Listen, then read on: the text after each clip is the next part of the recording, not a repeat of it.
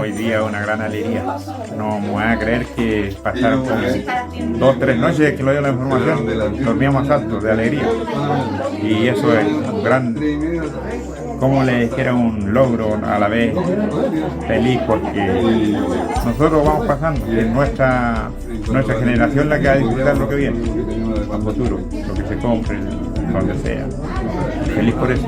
Estamos cerrando un año donde uno de los compromisos del gobierno del presidente Boric, que es la restitución territorial, ha tenido excelentes resultados. Estamos cerrando un año en esta jornada con las últimas aplicabilidades del año, que en este caso fueron 4, que nos permiten alcanzar un total de casi 80 aplicabilidades que hemos entregado, lo cual es un número inédito que no se veía desde el año 2009 y que obedece a un compromiso y a una gestión orientada a la revisión de las carpetas producto de los largos años de tramitación que han tenido en la subdirección, con los informes jurídicos, con los informes antropológicos, con los informes ocupacionales, con los informes socioeconómicos, y que hoy día permiten entregar una aplicabilidad con la revisión de la Fiscalía, el visto bueno, y donde se refleja la historia de la comunidad, se reflejan las vicisitudes que han tenido que pasar, los sufrimientos, las penas y los detrimentos que han sufrido sus titulaciones, y que hoy día les dan una luz de esperanza hacia un camino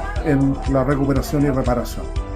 Ha sido una jornada muy emotiva, muy positiva, y creo que una excelente forma de cerrar este año en materia de informes jurídicos administrativos. Así que un saludo para todos y muchas gracias. Gobierno de Chile. Chile avanza contigo.